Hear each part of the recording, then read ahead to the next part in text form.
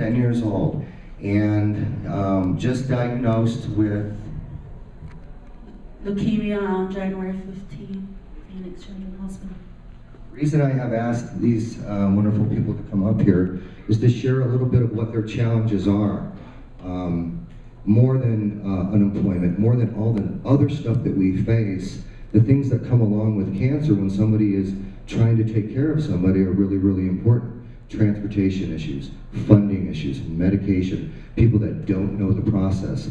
And hopefully that these functions for cancers, and all cancers, including myeloma and the rest of them, will give a way for these people to find those avenues that they're not used to, and find those different elements to help fit the needs. So, Marcy, what I want you to share with us, what are some of the challenges? I'll kind of go like this. You live here in Window Rock? In Fort Defiance. And do you work full-time? Is this your daughter, correct? I was till January when she was diagnosed with leukemia, and I had to leave my job, and I haven't been working since then. And do you go for services here or where? We go to UNM Hospital in Albuquerque every week. That's weekly. Yes, it's 170 miles one way. And medication, all those other challenges that go along with that, how are you surviving? Well, medication and medical, the bills are help us through PHS Hospital. But financially, it's been very difficult on us because Shakira is not eligible for access, Medicaid, Arizona long-term, you name it, nothing.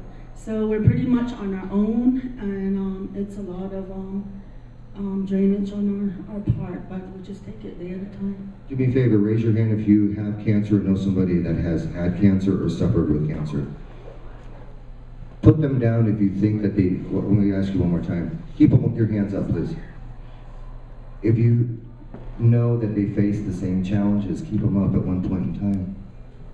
This is something that's really common to everybody, and that we really, really want to help them as much as possible.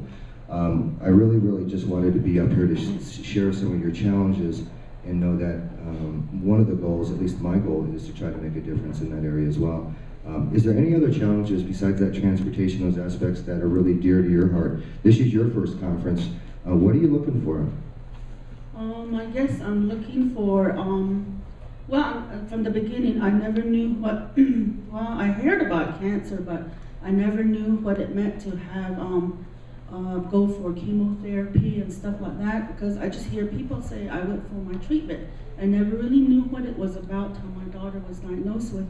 Now, it's a big difference to me, and it's very important because of what my daughter's going through. There are times that she doesn't want to go for treatment. She goes back. And there's a lot of things that I go through with my daughter on this.